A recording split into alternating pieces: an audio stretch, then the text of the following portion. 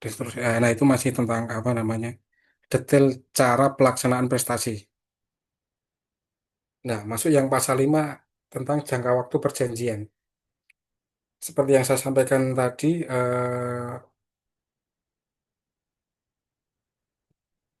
kalau prestasinya itu repetitif, tidak one shot, itu harus disebutkan jangka waktu perjanjiannya. Dari kapan sampai kapan gitu. Itu harus disebutkan. Tapi kalau misalkan tidak tidak apa namanya tidak repetitif, hanya bersifat one shot saja prestasinya, maka tidak perlu disebutkan jangka waktu perjanjiannya. Tapi yang perlu disebutkan adalah jangka waktu pelaksanaan prestasinya. Kapan itu harus dilaksanakan. Misalkan 14 hari sejak penandatanganan perjanjian atau 30 hari sejak penandatanganan perjanjian itu. Itu kalau one shot prestasi. Satu kali prestasi. Itu. Lalu yang selanjutnya tentang apa namanya? Pernyataan itikat baik dan seterusnya. Ke bawah lagi, Bu.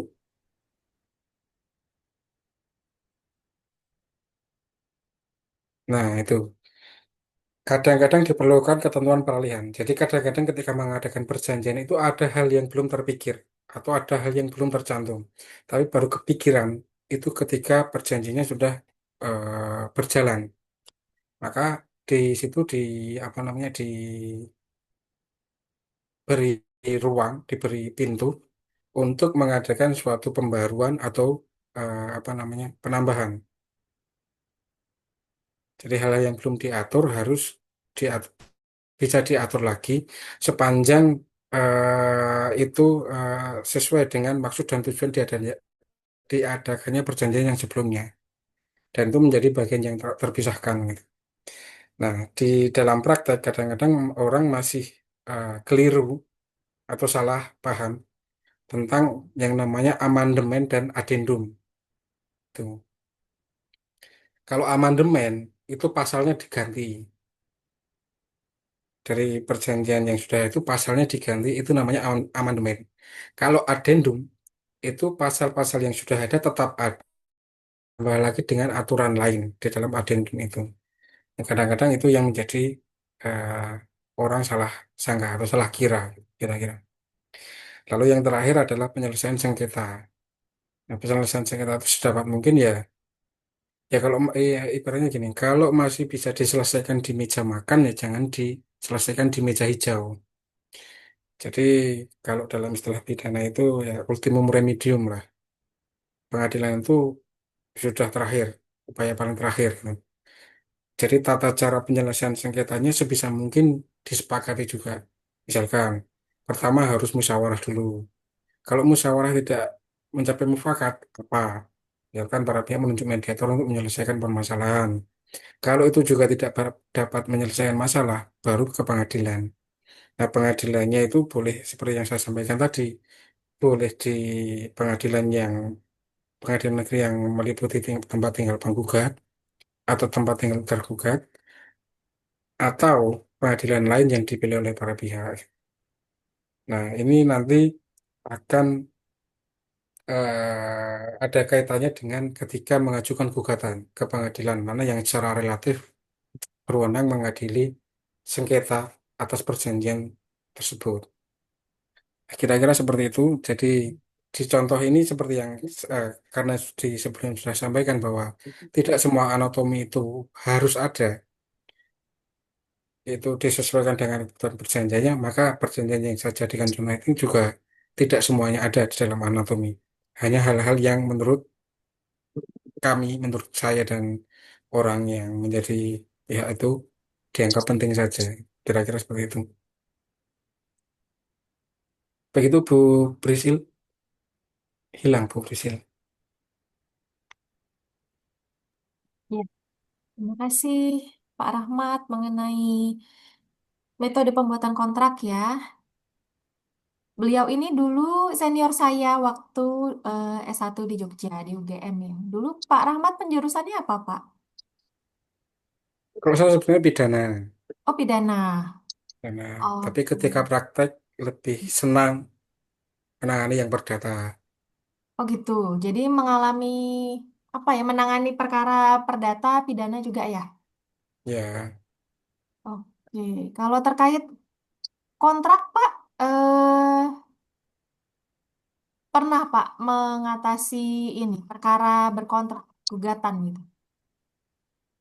kalau gugatan ya sering ya. Ya, apa namanya, awalnya dari gugatan itu kan kalau nggak PMA ya tentang ban prestasi. Pilihannya kan cuma itu sebenarnya, pilihan besarnya gitu. Teman-teman ada yang mau ditanyakan mengenai kontrak yang dibuat oleh praktisi, advokat, kontrak drafter? Silahkan teman-teman kalau ada yang mau ditanyakan.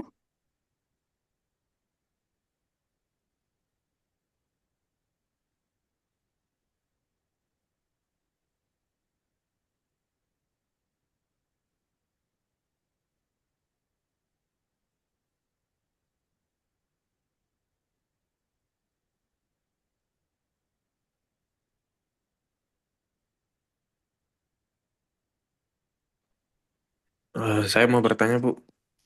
Baik, Mas Fadil ya. Ya, Silakan. Pak. Pak Rahmat nih, saya mau bertanya tadi terkait escape clause. Itu tuh ditaruh di mana ya, Pak? Itu ditaruh di akhir atau gimana tadi ya, Pak? Kalau escape clause ditaruhnya di akhir. Jadi harus setelah hak dan kewajiban. Jadi escape clause itu adalah klausula-klausula yang disepakati ketika terjadi sesuatu hal yang mengakibatkan hak dan kewajiban itu tidak bisa dilaksanakan gitu. Dan itu sifatnya wajib, Pak ya? Tiap perjanjian atau gimana, Pak? Tidak wajib, tidak wajib. Itu gini, kalau secara praktek ya Mas Fadil ya, itu Iya. saya apa namanya saya cantumkan itu hanya ketika salah satu pihak itu memiliki kewenangan yang berlebih, gitu. Jadi misalkan gini, apa ya? Misalkan tentang tentang perjanjian pengikatan jual beli tanah (PPJB) Iya, sebelum AJB misalkan, itu kan yang punya kewenangan lebih itu kan yang megang tanah. sertifikatnya, Iya, pemiliknya kan, ya. Jadi di situ misalkan misalkan perlu ada hal-hal yang harus dilakukan secara prosedural. Misalkan harus dilakukan pemecahan, dilakukan dan seterusnya itu ketika tidak dilakukan itu di pasal dalam jangka waktu yang sudah disepakati ya.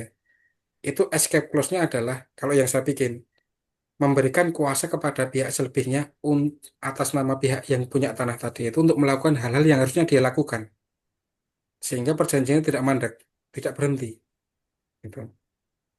Kurang lebih contohnya seperti itu. oke, Jadi oke. karena Baik. ada salah satu yang punya kewenangan yang berlebih, salah satu pihaknya itu enggak, maka harus ada escape clause. Itu salah satu pertimbangannya itu. Tapi itu di bawah pengaturannya harus di bawah hak dan kewajiban. Gitu. Begitu Mas Fadil. Baik, Pak. Terima kasih, Pak. Ya, sama-sama.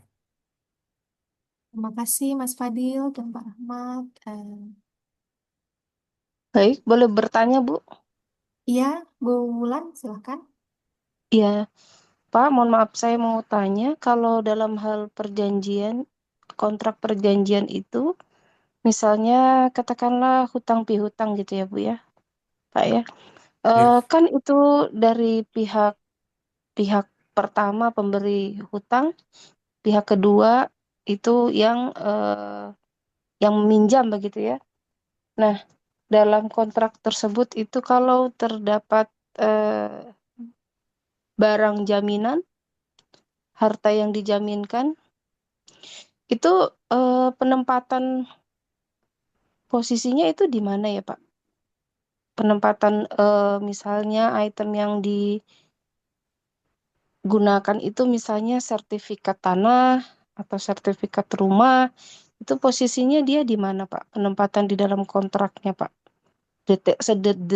Detailnya itu ditaruh di mana dan eh, statement statement yang menguatkan bahwasanya pihak pertama berhak mengambil jaminan yang barang yang diagunkan seperti itu, Pak. Terima kasih. ya. Eh, Gini, jadi untuk jaminan itu kalau ada jaminan khusus itu ditaruhnya di bawah setelah apa namanya hak dan kewajiban. Setelah ada sanksi, biasanya kalau di hutang piutang itu kan ada sanksinya. Kalau tidak membayar dendanya berapa dan seterusnya itu kan ada. Nah, baru di bawah itu ditaruh tentang jaminan. Cuman permasalahannya statement seperti kalau misalkan tidak apa namanya tidak membayar hutangnya maka jaminan dapat diambil itu kalau misalkan diajak tarung ke pengadilan pasal itu kalah. Karena kalau benda tetap itu kan harus dengan hak tanggungan. Kalau benda bergerak itu harusnya kalau mau diambil seperti itu dengan fidusia dan seterusnya. Jadi jaminan itu hanya eh, dia sifatnya asesor. Jadi dia bukan perjanjian pokoknya sebenarnya. Dia menjadi perjanjian asesor. Klausulanya pun klausul asesor. Tapi kalau mau disebutkan itu di bawah. Oh, ini bukan. Cuman ya tadi itu harus harus ada tindak lanjut terhadap penjaminan itu. Jadi tidak selesai di perjanjian hutang piutangnya, tapi harus ada perjanjian penjaminannya. Yang dasarnya adalah pasal dalam perjanjian hutang piutang yang menunjuk tentang penjaminan. Oh Gitu. gitu, baik. Jadi ini ya Pak ya, dibuatkan kontrak terpisah ya Pak ya. Perihal ini ya Pak, barang yang dijaminkan. Begitu ya Pak ya. Jadi kalau di pengadilan pun Ya, itu kontrak terpis. tidak berfungsi hanya ya jaminan saja gitu. Kecuali kontrak itu sudah dibuat terpisah, itu kuat tidak Pak secara hukum. Kalau punya kontrak sendiri yang seperti Bapak sampaikan tadi. Ya, dibuat terpisah dan harus sesuai prosedur. Kalau misalkan jaminannya tanah, itu prosedurnya adalah dengan hak tanggungan. Jadi perjanjian asesornya adalah APHT namanya, Akta Pembebanan Hak Tanggungan. Itu harus di PPAT. Nanti akan terbit namanya sertifikat hak tanggungan. Nah, sertifikat hak Hmm. tanggungan itu nanti dipersamakan dengan putusan pengadilan. Jadi ketika apa namanya eh, gagal bayar, debitur gagal bayar, maka Hmm. dia bisa mengambil pelunasan dari jaminan itu dengan cara lelang. Lelangnya pun harus melalui KPKNL atau melalui pengadilan. Tidak bisa dilelang sendiri. Bisa dijual secara di bawah tangan, asal itu kesepakatan antara debitur dan Dua, kreditur dua belah gitu. pihak. Ya, Oh gitu. Baik. Agak ini ya Pak ya. Agak ini ya. Sebenarnya secara undang-undang menurut saya itu merugikan pihak pertama ya, pihak ke satu ya. Karena ya jaminan hanya sekedar jaminan begitu ya Pak ya. ya. Tapi kalau misalkan sudah disebutkan di situ, tinggal nanti ketika meramu gugatannya itu seperti apa gitu. Kalau misalkan sampai ke pengadilan ya, Iya, supaya ini kan ya, kita bahaskan hmm, mas kita membahaskan bagaimana pada saat nanti kita di pengadilan kan maksudnya seperti itu. hmm, ya. Tapi kalau hanya seperti itu cukup lemah. Cukup. Jadi harus ada Hmm, hmm, tindakan hukum selanjutnya. Gitu. Baik, terima kasih Pak. Ya, sama-sama Bu. Terima kasih, Bu Wulan. Berarti untuk APHT-nya dibuatkan di PPAT ya, Pak ya? Ya, Termasuk dengan perjanjian utang piutangnya ya, Pak ya, kalau jaminannya benda tetap ya. ya.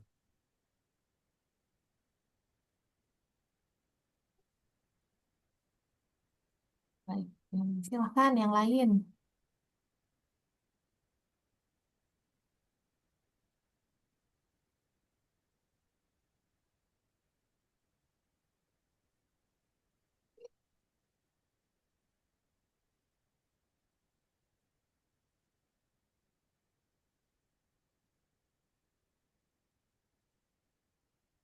Masih ada yang mau bertanya berdasarkan pengalaman atau berdasarkan tugas akhir rekan-rekan?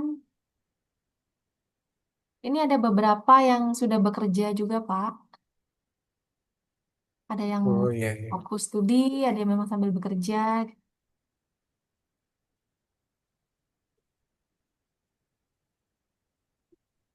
Baik, mungkin sambil jalan ya pertanyaannya ya. Nanti bisa ditanyakan lagi.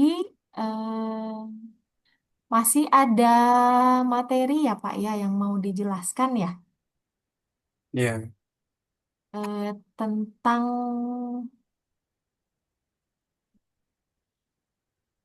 Yang ini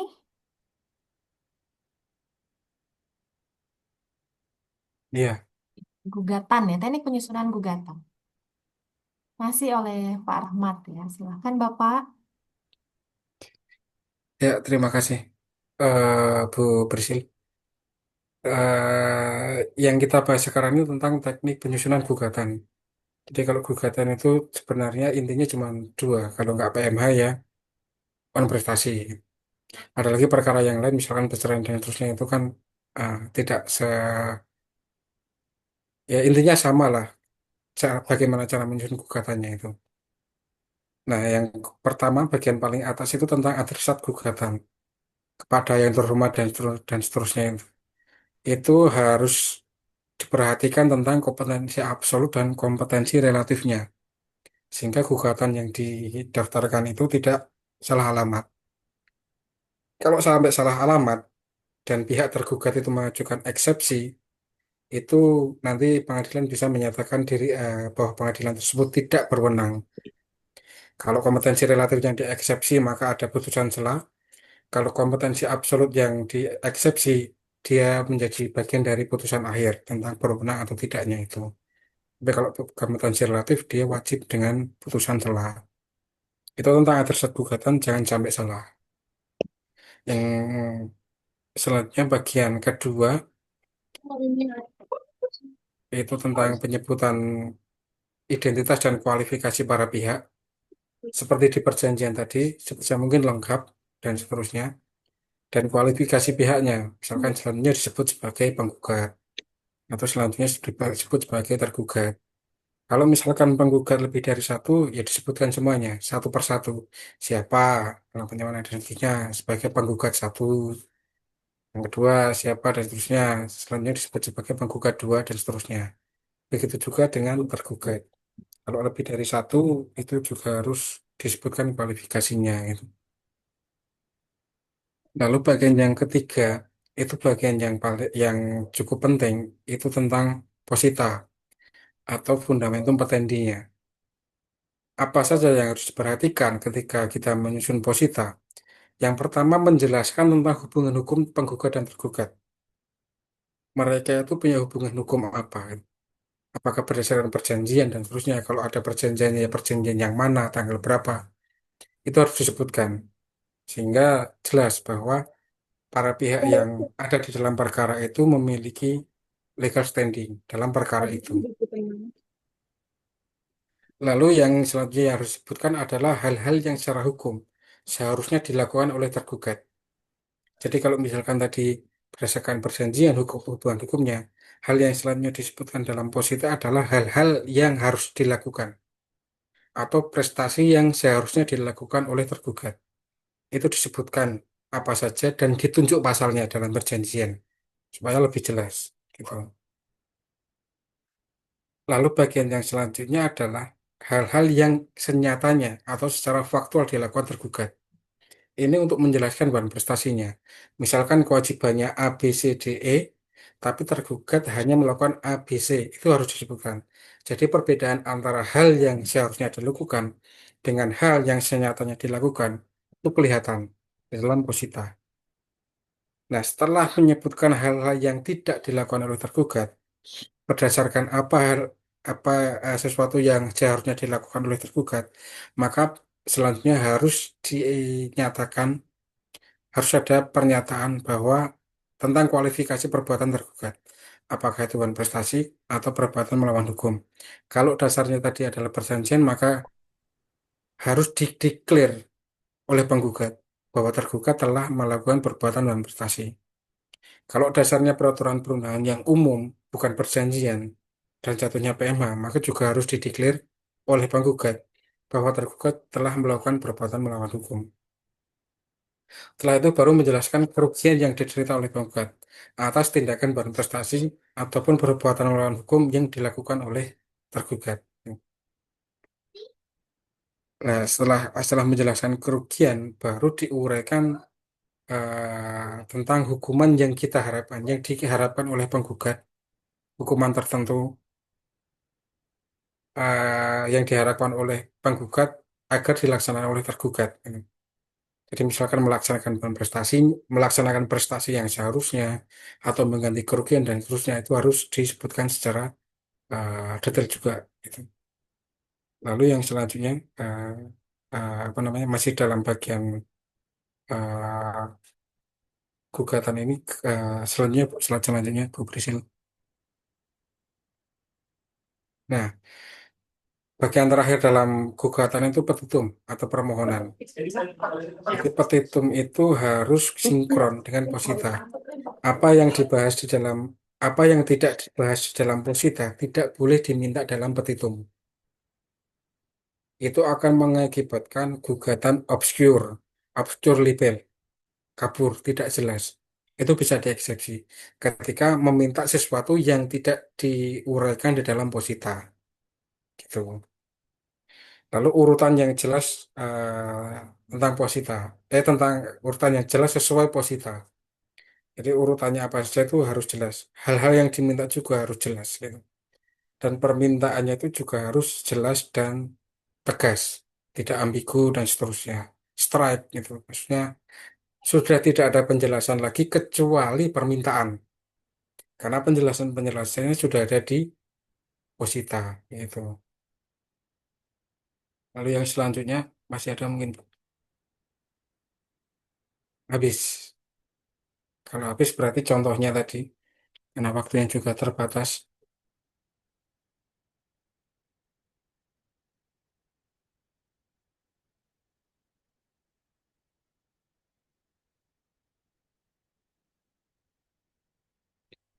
Nah, ini yang saya jadikan contoh, itu gugatan sederhana.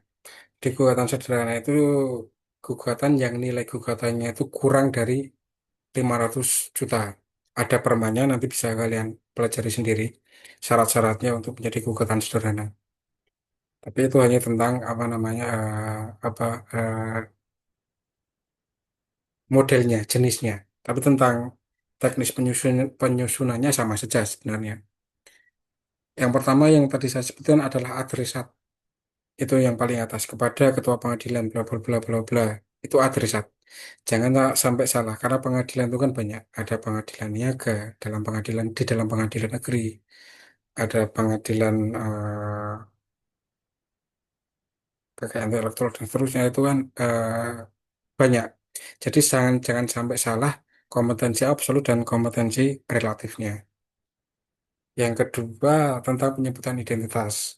Kalau itu juga disebutkan. Kalau menggunakan kuasa, jangan sampai kelewat berdasarkan surat kuasa khusus tanggal berapa. Itu jangan sampai kelewat. Tapi kalau misalkan dia maju sendiri ya langsung disebutkan saja gitu. Lalu kualifikasinya sebagai apa? Itu kan penggugat. Nah, yang pihak keduanya juga sama.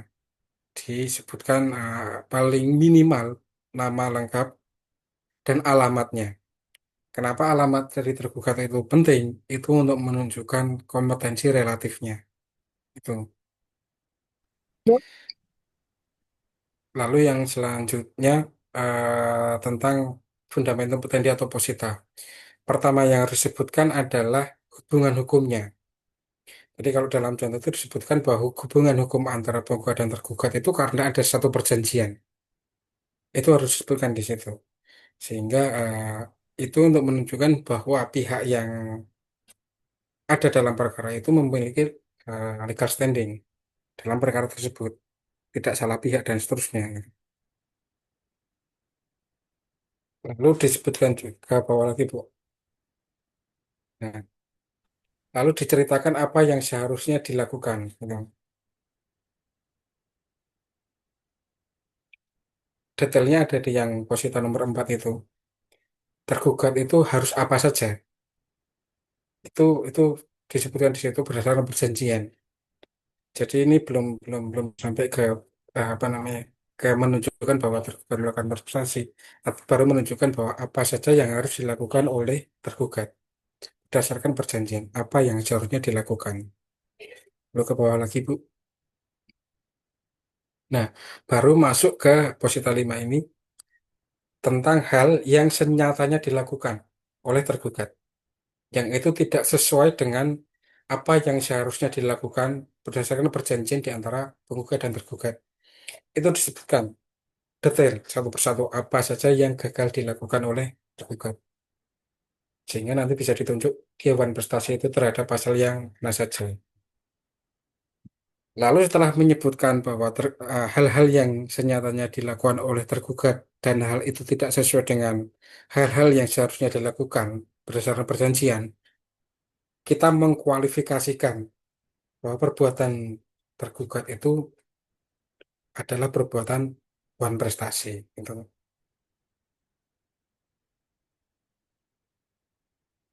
Lalu kerugiannya juga harus disebutkan atas perbuatan wan prestasi itu dia rugi berapa dan permintaan untuk membayar. eh, Kapan paling lambat dibayar itu juga menjadi penting agar nanti ketika menjadi putusan itu putusannya executable, bisa dieksekusi dan terbit. Nah, penyebutan kerugian itu juga penting dan harus detail tentang apa saja kerugiannya dan harus dibuktikan kerugiannya itu. Jadi kerugian itu kalau yang ini modelnya kan kalau yang saya minta itu kan dia melaksanakan prestasinya plus dia mengganti kerugian. Jadi kalau yang di atas tadi, yang posita di atasnya tadi Bu mohon ke atas, itu yang posita 6 itu kita minta apa namanya pemenuhan prestasi berdasarkan perjanjian. Kalau yang nomor 7 itu kerugiannya gitu. Jadi beda pemenuhan prestasi dan kerugian atas tidak dipenuhinya prestasi.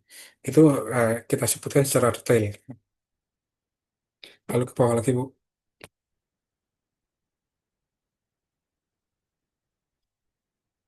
Nah, kalau yang bawah itu sudah tinggal tambahan saja tergantung nanti apa namanya kalian mau minta apa, apakah minta ada dua angsom dan seterusnya itu tergantung perkaranya, atau minta denda dan seterusnya itu juga tergantung perkaranya. Apakah putusan itu bisa dilaksanakan secara serta-merta atau tidak, mau diminta atau tidak itu juga tergantung perkaranya. Apakah minta jaminan atau tidak itu juga tergantung perkaranya. Gitu. Yang terakhir adalah ini minta agar biaya perkara itu dibebankan kepada tergugat. Ya. Lalu yang selanjutnya adalah petitum atau permohonan. Permohonan itu harus sinkron dengan posita. Apa yang disebutkan di posita itu harus disebutkan dalam petitum. Gitu. Apa yang disebutkan dalam petitum harus sudah dibahas dulu di posita. Yang pertama, posita yang umum dulu itu adalah menerima dan mengabulkan gugatan penggugat untuk seluruhnya. Jadi ini pintu umumnya. Baru masuk ke detail-detailnya. Yang nomor dua, menyatakan sah dan berharga surat perjanjian bla bla bla dan bla bla bla. Yang nomor dua dan nomor tiga itu. Yang nomor dua itu maksudnya. Kenapa harus dinyatakan sah dan berharga? Agar perjanjian itu dianggap sebagai dasar hukum bagi para pihak. Jadi pengadilan harus menyatakan sah dan berharga dulu, supaya pengadilan mengacu pada perjanjian itu dalam mengadili perkara itu. Jadi harus dianggap sah dulu perjanjiannya, sah dan berharga. Lalu yang ketiga adalah pernyataan kualifikasi perbuatannya, bahwa terhadap perjanjian yang sudah dimintakan untuk dinyatakan sah dan berharga itu tergugat telah melakukan bahan prestasi. Nah, lalu yang ke selanjutnya adalah meminta penghukuman bagi tergugat. Kalau yang tadi itu dalam contoh ini yang diminta itu pada pokoknya dua. Yang pertama adalah pemenuhan prestasi, itu juga disebutkan. Di sini kenapa bisa menyebutkan seperti ini? Karena di posita sudah dibahas tentang pemenuhan pemenuhan prestasinya. Jadi di petitum bisa itu dimasukkan. Yang kedua yang selanjutnya tentang kerugian. Kenapa ini juga bisa dimintakan? Karena di posita juga sudah dibahas. Jadi sinkron antara posita dengan petitum. Lalu membayar duang som dan seterusnya. Itu juga kenapa bisa diminta? Juga karena di posita sudah diminta, sudah diuraikan. Terus sita juga sudah sama, apa namanya, sudah disebutkan dalam posita, maka di petitum juga bisa disebutkan tentang biaya perkara juga sama. sudah disebutkan di deposita, maka bisa disebutkan di petitum. Itu yang untuk permohonan atau petitum primernya, petitum utamanya. Petitum subsidiarnya itu mohon putusan seadil-adilnya. Jadi hakim kita beri ruang untuk memutuskan lain dari yang apa kita dari yang kita minta.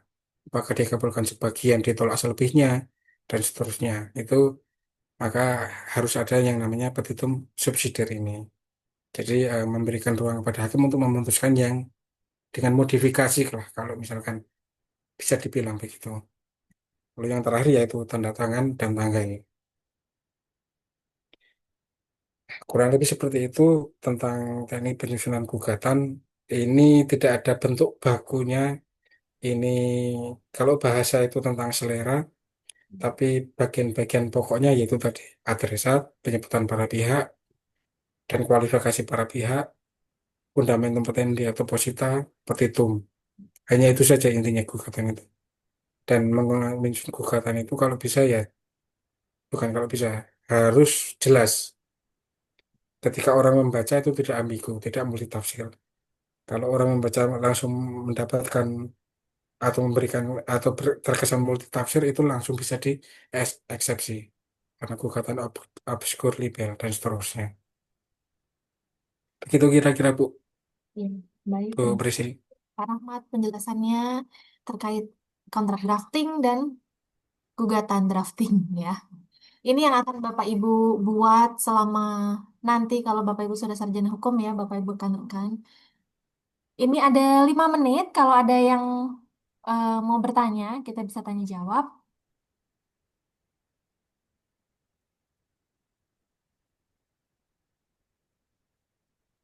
mengenai gugatan perdata, mengenai kontrak.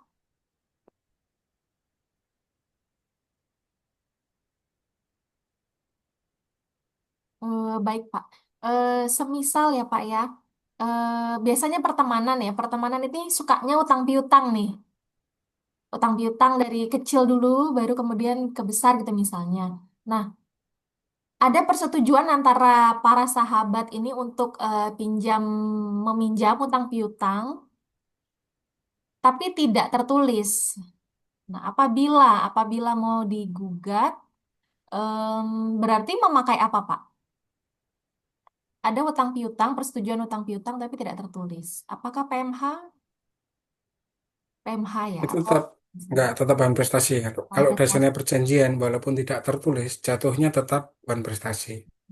Karena pada dasarnya perjanjian itu kan bisa tertulis, bisa tidak tertulis sebenarnya. Itu.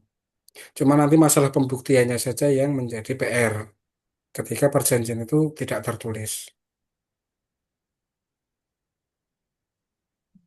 Berarti bukti apa? Bukti P1-nya bukan kontrak gitu ya. Bukti penggugat yang pertamanya bukan kontraknya ya. Karena tidak ada ya. Ya, Tetap kontrak. buktinya bukti transaksi misalkan kalau lewat transfer, bukti transfernya dan seterusnya. Cuman kalau hanya bukti transfer biasanya ya pengadilan belum yakin. Mereka itu akan yakin kalau yang diberikan itu rekening koran. Jadi kalau hanya bukti transfer saja pengadilan kadang-kadang masih belum yakin. Hakim belum yakin. Rekening koran ya. Si Pak, ada yang mau bertanya?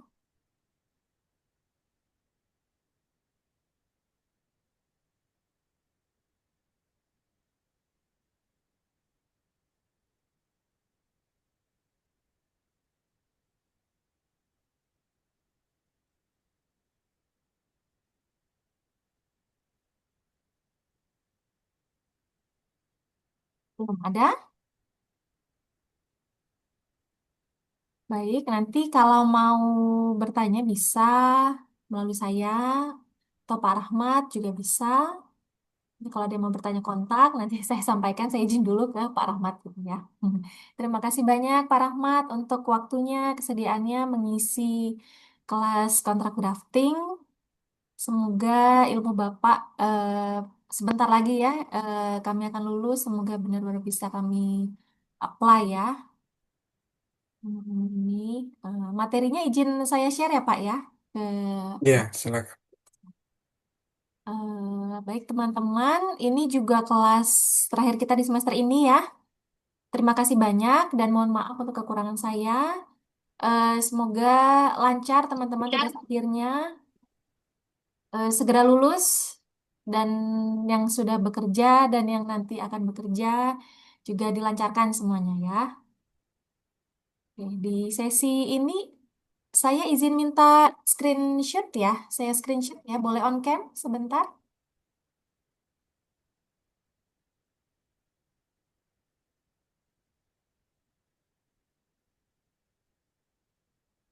Oke, baik. Oke, oke. Senyum ya. Sudah semua kah? Belum ya? 2 kali ya, ntar ya. Oke, tersenyum. 1, 2, 3. Lagi. 1, 2, 3. 1 kali lagi. 1, 2, 3.